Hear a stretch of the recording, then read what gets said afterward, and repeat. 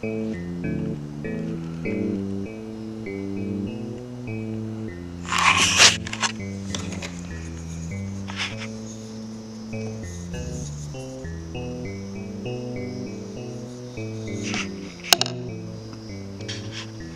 been up?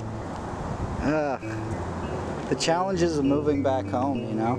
Oh God, I know. Dude, I'm living it right now as well. I'm in the same boat.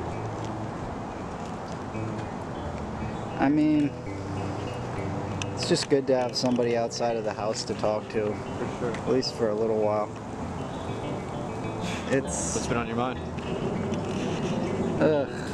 You turn on the news and you lose Oh. faith in humanity. Yeah. Oh my.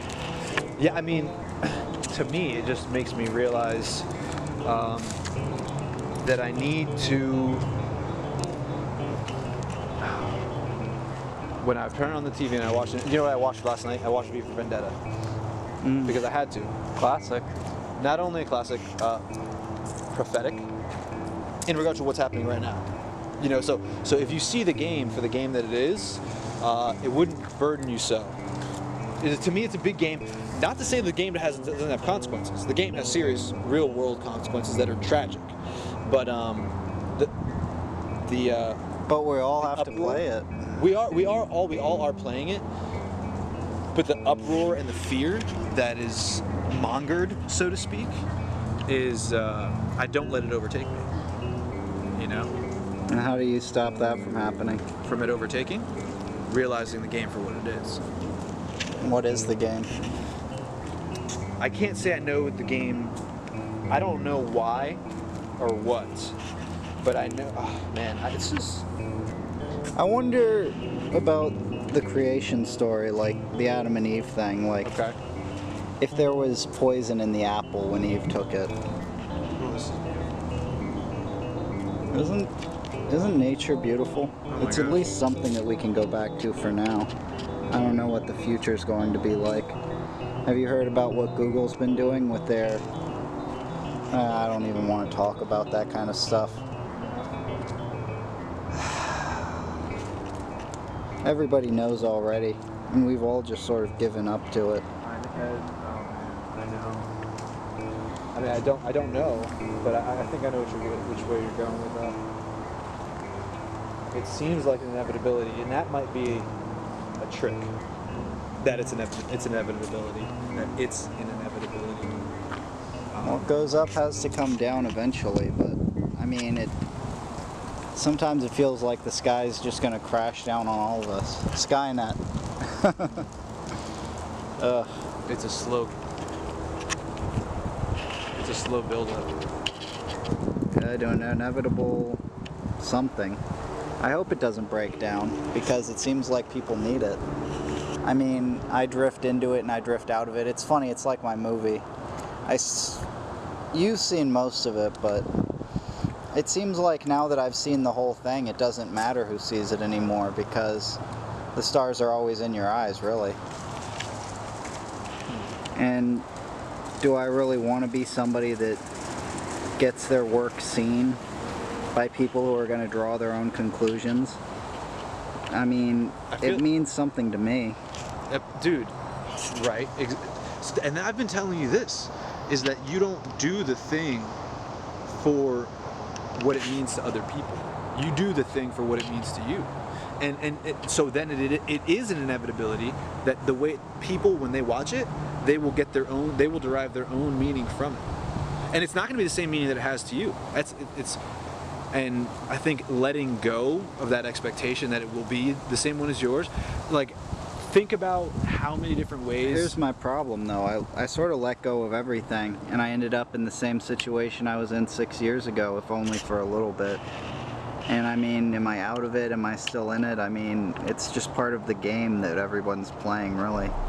And now it's part of my game, and I don't want it to be a game to me, but I mean, is life a game? I mean, some people treat it like, you know, it's like the Tao of Jeet Kune Do.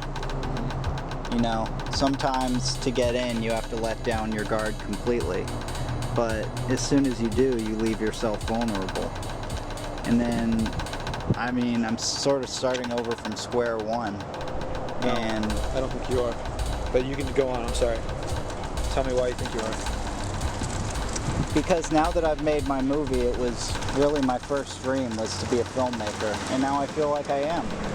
But now I don't know what I want to do anymore. Or Right. it's like every 24 hours, every new day is like a new game to me. I lose faith in everything, and then I look for something to fill the void, and nothing really does, because it doesn't matter anymore, because I've done what I wanted to do. I've made my movie, I wrote a book.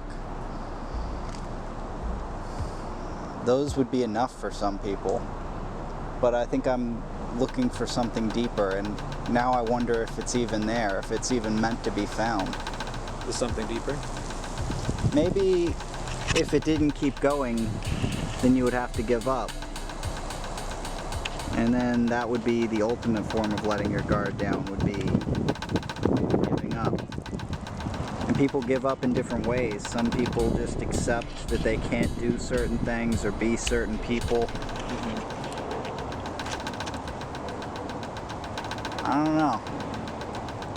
It's like this coronavirus thing. Is it real? Is it manufactured? Is the controversy manufactured? Was the drug invented by China? Was it invented with the CDC in China? Is it even worth thinking about? Is it worth thinking? So there's a lot of different questions. So I would say, is it worth thinking about? I don't think you have to think about it. I mean, God, I mean that. Oh. I think it's good to be aware of it, but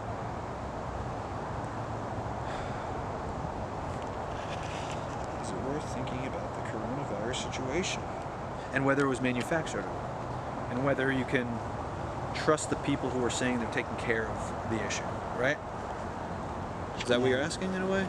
And if I were in any one person's position, would I do anything any differently? I mean, you think about John F. Kennedy wanting to end secret societies and uncover the truth for the American people.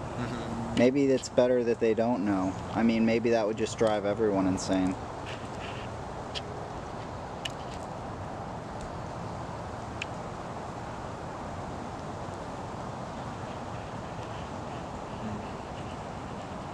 You can't put yourself in any other one person's position, because you walk into their position trying to fill their role with your shoes already on. Even when you take them off, there's still that rock.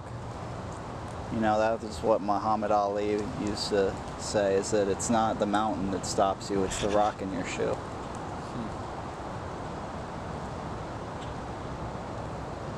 Yeah, I mean, so why would you go into somebody else's shoes and try to fill them? Why? Let's try to understand. Oh, right, but okay.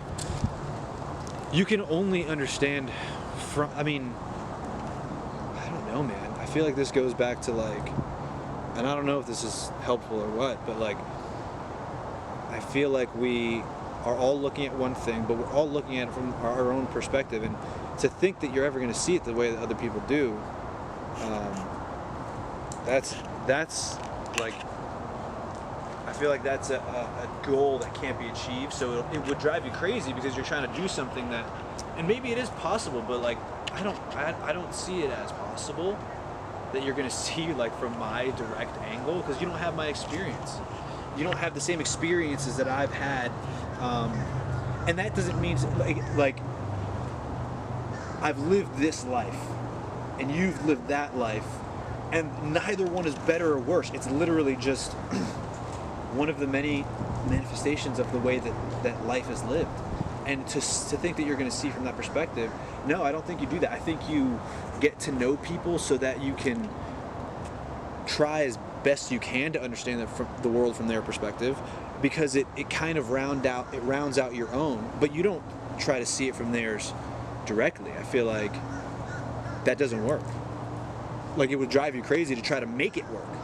But I feel, so what I think is like, you accept the fact that that's not possible. We're only trying to share our realities that we create. Reality, man. There's no such thing anymore. It's become a product. That's true. You know, we all fall into it. We are falling into it because we are where we are.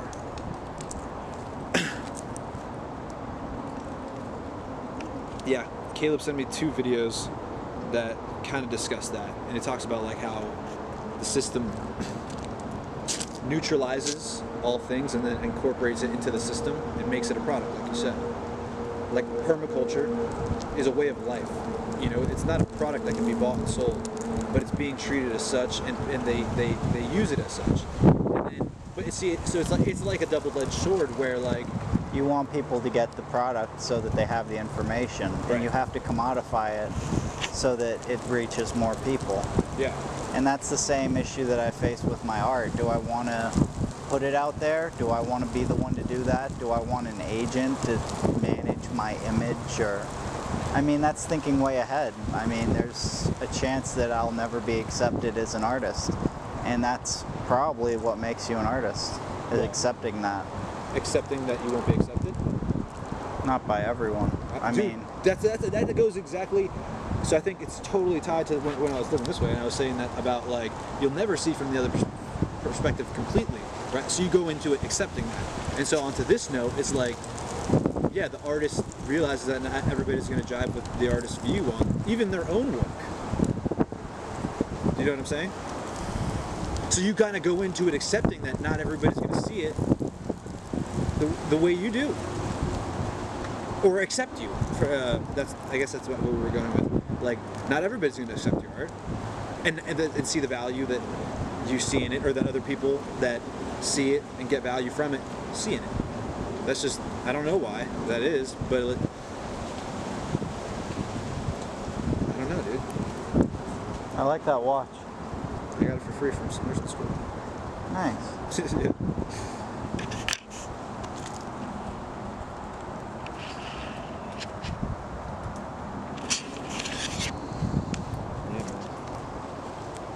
It is a beautiful day. It is. I've been inside all day. I'm glad to keep going. Yeah. Yeah, that's it.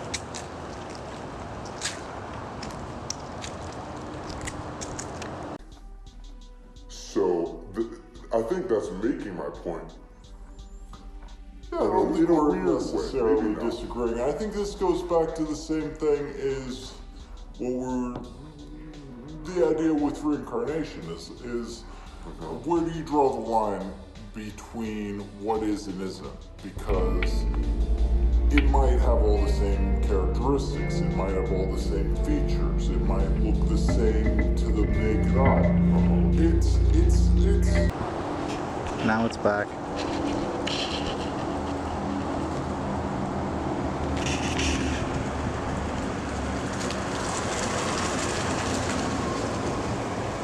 I'm writing a paper right now What's it on? for school. It's a personal philosophy of nursing paper. So like what nursing means to you.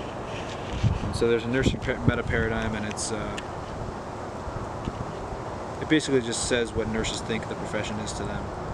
And there's like 4 categories, 4 paradigms. It's like person, health, nursing, and environment, and like what those mean. There's different nursing theorists, and each one has a different perspective of what nursing is. And for my paper, I'm talking about how the nurse, to me, can be likened to the gardener. You know, the gardener seeks to create an environment for me through the soil, and that is suitable to growth. You know, you create the conditions for growth, and that's what the nurse does. The nurse tries to create an environment that is suitable to growth,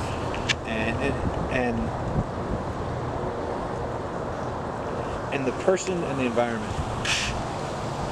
Where's the line? I don't even know anymore. I tried to put myself in the role of somebody who could interpret these things when I made my film. And it feels like I could remake it today and it would be entirely the same and entirely different. Oh, that's awesome. You I know. agree.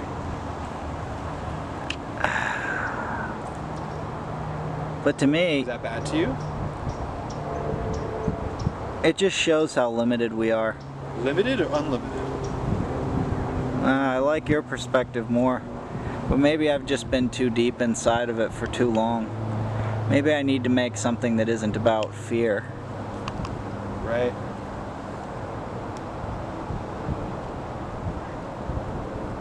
The fear is always there, but I mean, Right. Okay, so what separates courageous people from not courageous people? The fear doesn't separate them. They're both scared. The courageous person is just the one that doesn't let the fear stop them. They like embrace the fear. Or they don't, maybe I don't know what they do, but like it's still there for courageous people. It's not like it's not. So the fear is always there. It's what you do with it. How you relate to it. do you mind being in this? Being in what? What I'm filming. I'm probably going to put it online. No, I don't mind.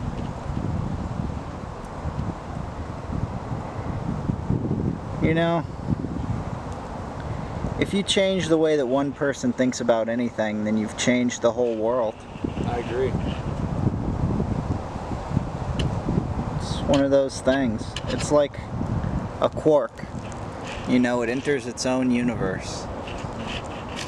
Or maybe it goes in and out of universes that already exist, but there are just too many coincidences for me to think that there's not something more important. I agree.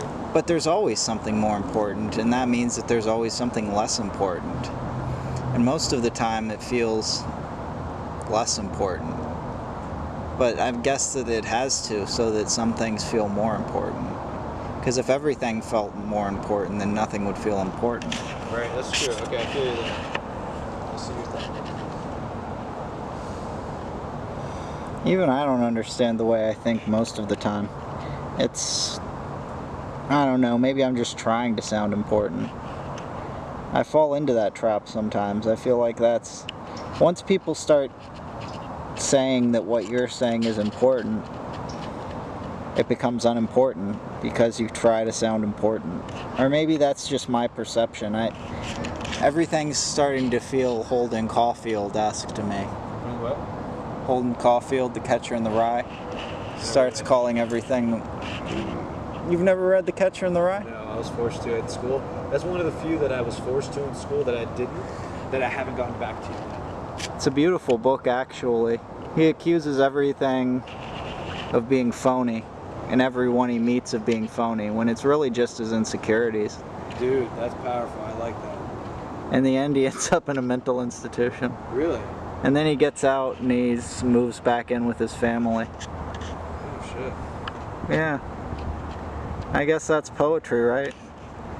Everything rhymes, eventually, if you keep looking at it for long enough. Everything what? There's the moon. It's out in the day. Oh, yeah, it's not really loud. I just never see it. Maybe I'm not looking up enough. No, it's never. I look up a lot. It's never this bright though. Like, you know how? Have you ever seen it when it's like it looks more distant and less lit up? Obviously, we're in a certain phase of the month with the moon being a certain percentage of it showing, but I've been noticing it like especially bright. Yeah. It's big. It's a big moon. March 9th, it's full moon.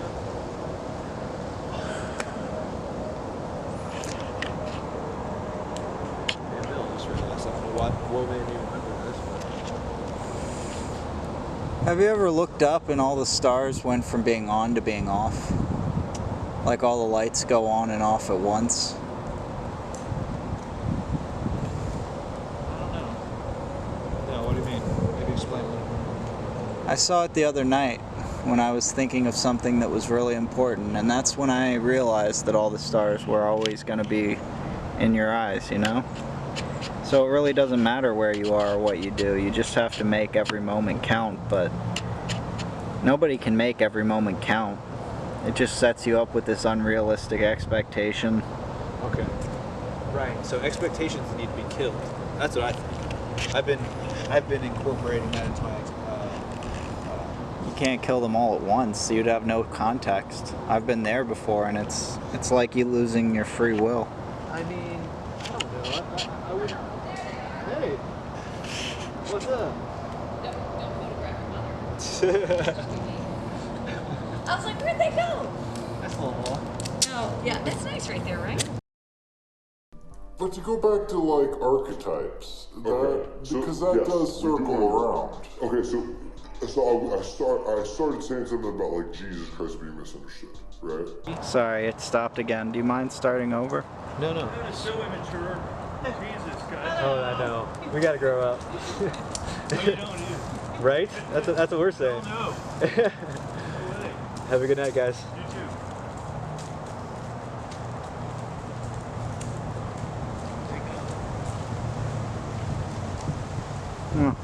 What were you gonna say? Forget. What was I talking about?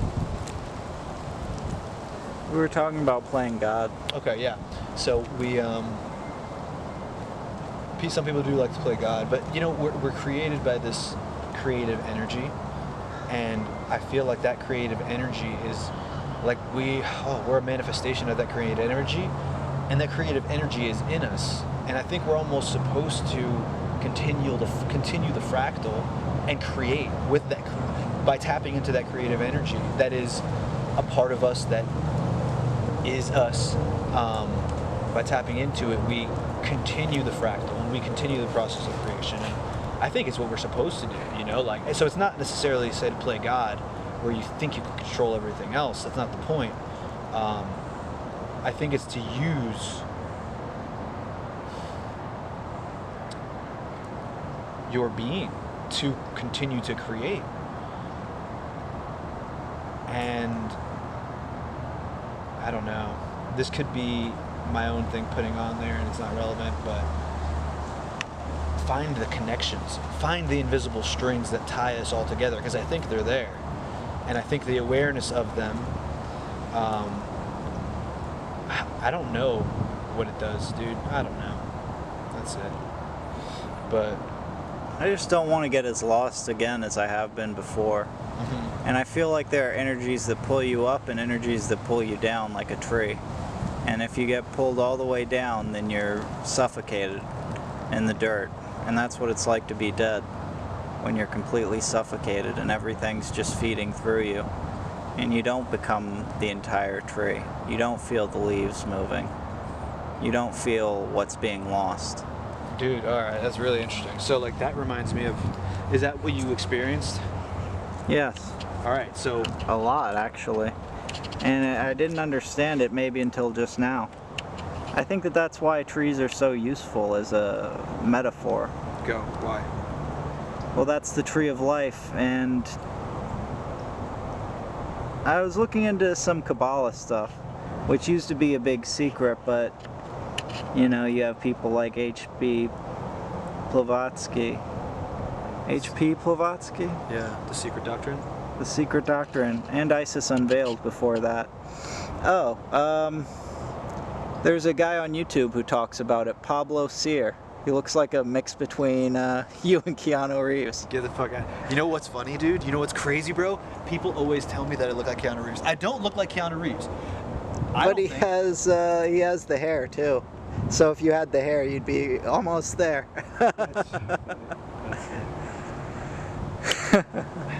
You should check that video out. He really is into the Secret Doctrine. Nice, I will. You know, all right. So I know this is a sour subject, a sore subject. You know who told me about this? Actually, no. Yeah, I know what you mean. Yeah. I mean, I've made peace with him, but I'm not. He hasn't I'm made- not saying anything. I'm not saying you should do anything, accept anything, nothing like that. I'm not saying that at all. I'm just telling you that that's how I heard about it. I just think it's funny. But yeah, no. Go ahead and say what you're gonna say. I'm interested. I think it's a He's good... kind of a dick for what he did, dude. I think he is. I wish he would reach out back to me. And if they could bury the hatchet, then I would be willing to. And I think that that's what a family tree is for, is because you need that grounding to sort of, I don't want to use it as a lure or as a hook or as a I don't want to use my brother as the reason that I'm not seeing someone. Right. But if he can't make peace with me, not somebody who I should make peace with. Right. And I'm the kind of person who really does want to make peace with everyone and everything. Yeah. Yeah, I agree. I agree you are too. And I know that that's the kind of person that you are. I mean, I know that, you know, it's the Tao of Jeet Kune Do. You let yourself open so that you can absorb. And that's the same as jiu-jitsu in a way. It's just a different movement. It's just a different energy. And I'd love to learn more about all of that stuff when... You know what's funny? When I tore my ankle ligaments completely, I was like out of commission for everything for like 6 months. My uncle gave me these books, and he was really into Wing Chun and Chinese martial arts and Filipino martial arts too. And he gave me the Tao of Jeet Kune Do and some Wing Chun books that I read. But the Tao of Jeet Kune Do, you know, I read that while I was injured, and man, it was so powerful. So powerful. And you know what? Oh my gosh. Dude, the Tao of Jeet Kune Do is what led me to start reading into the Eastern philosophies that are so intertwined with my philosophy of life. Like, and I met this kid in school who's like, yeah, I was a Buddhist. And I was like, I thought about it, and I didn't mean to sound like a dick, but I was like, what I said to him after, like, he's like, yeah, I was like a Buddhist, and like, I didn't want to say like, oh yeah, I'm like a Buddhist. I was just like, I'm a human. Because I feel like Buddha himself said, like, don't make this a religion, you know, like, and it's only the monks. Do you who think he followed ever Buddha. went back to his father? I bet you. I would. I have no idea. I would imagine so. I would imagine so.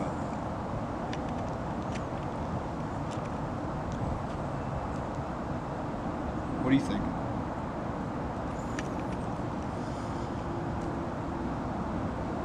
You know who his father? Have you seen the movie Moana? No, I still haven't. Get the fuck out of my face. I really gotta see this movie. You fucking do, because Moana's father is Buddha's father. They both mean very well, you know, but they actually imprison their child.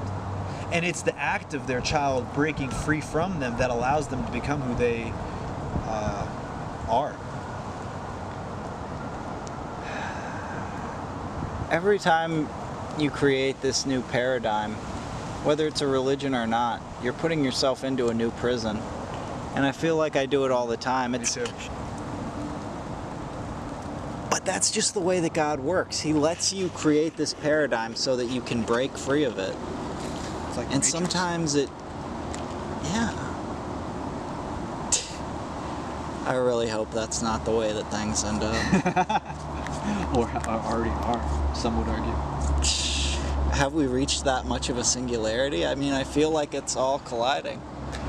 I don't know. Like, don't they say like the reason? One of the theories that they think that this could be an AI, or why we're already in a simulation, is because if we figured out how to get to the AI, to the simulation, that Then in a certain dimension that the quirks are all going to move through anyways, and everything comes and everything goes, and we could just be one neuron firing inside an AI that's trying to learn what a human even is. oh man, that's interesting. And it could just be two people sitting together like we are now, having the same conversation.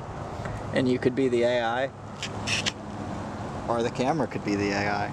But I'm not the AI because I'm the hero of my own story. That's what we all believe. That makes you the Matrix. Welcome to my Matrix.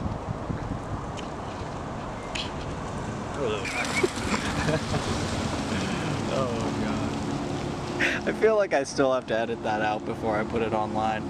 I still want to remain anonymous. I don't even know why. That's a good point. Yeah. I forget that you're doing that. Maybe it's for the best. Google's gonna figure out that we've got them figured out, and then they're gonna say, but we want the Matrix. We've got the big brain. God, imagine how much power they have with that thing. They can predict everything that everyone's going to do to try to stop them. Yeah. And man, that's crazy. even if they wanted to turn it off, Think of how many computers are using it to create something The big different. It all feeds back to the big brain. Where is that? Is there a physical brain? I bet he must have been, because eventually they turned into a real relationship and then a couple. Oh wow, that's cool. Yeah, Don Juan's an amazing character. Ah, have you seen The Count of Monte Cristo or read it? I did. I read it way back in 2nd grade, but I never What'd you finished say? it. 2nd grade? What the fuck? No, it wasn't 2nd grade. That's It early. was That's a tough. 5th grade. Okay. And I knew that it was the hardest book in the library, and I only wanted to pass one of those little tests. The book report tests? Yeah. Yeah. And I never finished the entire thing, but I knew enough of it that I got at least like an 80 on the test, which was enough that I never had to take one for the rest of the year. That's smart. Damn, look at you. That's funny. You should read it now. I want to read it now. I haven't. I should. I'm typing out War and Peace slowly but surely to become a better writer Oh shit. and a better typist. Oh damn, that's interesting. Hunter S. Thompson did the same thing with Moby Dick. Really? I sort of stole it from him. That's cool. It reminds me again of that night that you were watching Donnie Darko and we were watching Fear and Loathing.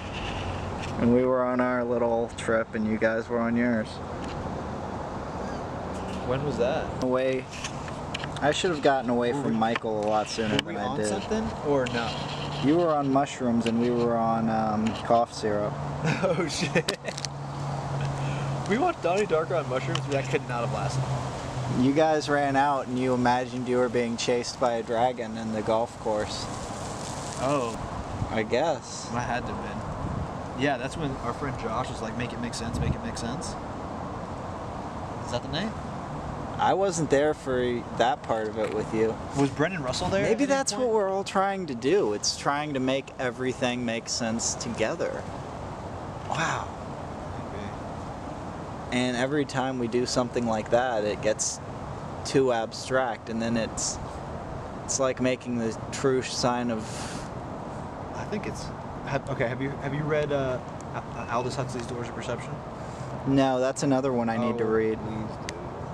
Please do. Can I give you what I believe to be his overall point?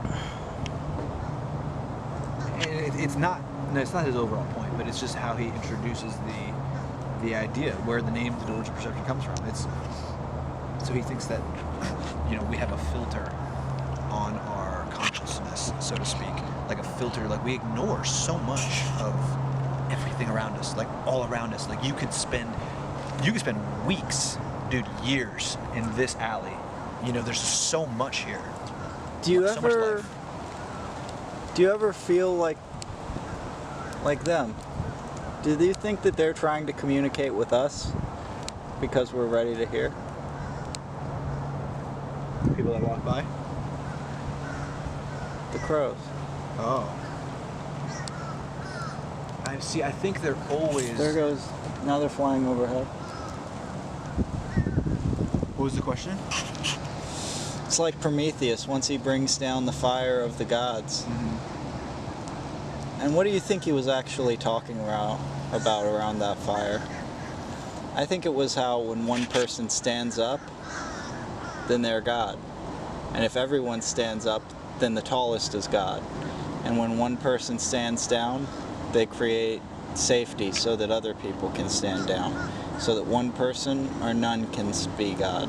And when everybody sits like this, they're all at the same level until they straighten up. And then it just became too confusing. And that's when they hung him out. And the eagle circled overhead until it needed something to catch. And then all the animals were still. And then it landed on his chest.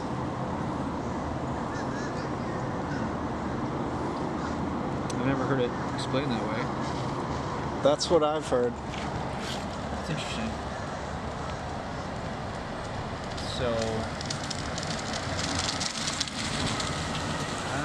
I would say.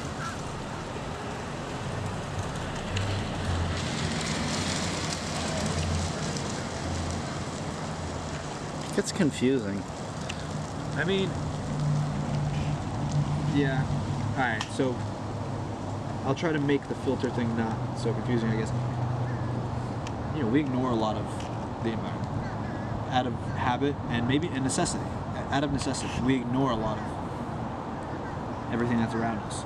We focus our attention on certain things that we deem useful in society.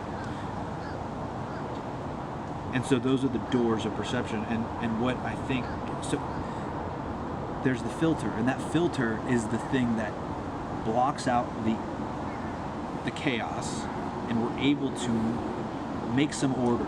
But that order is not exactly real. Like, it's real, but it can be knocked down at any moment.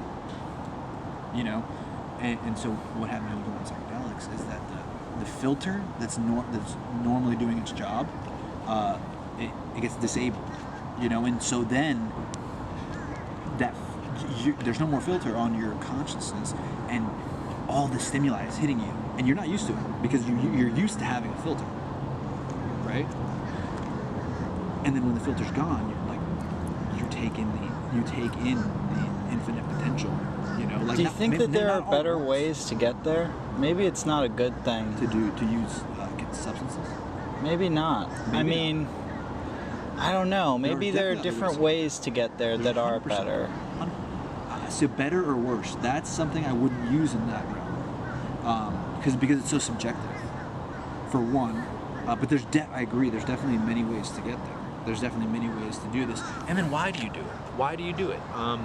So boredom would be the main thing, no, but it's also. I disagree. I would disagree, and I've heard it explained this way: is like the test with the rats, right? No, the mice. I was gonna say something about like the South American people and the tribes that live down there that have a relationship with the fungus. You know, like they do it every couple months as some sort of a reset button that is, to me, equates to a constant burning up of the filter. The filter might get clogged. You know, the filter gets so. They're clear. To me, they're like clearing the filter by having this experience. But it's. I'm gonna turn this off now. I'd rather just focus on this.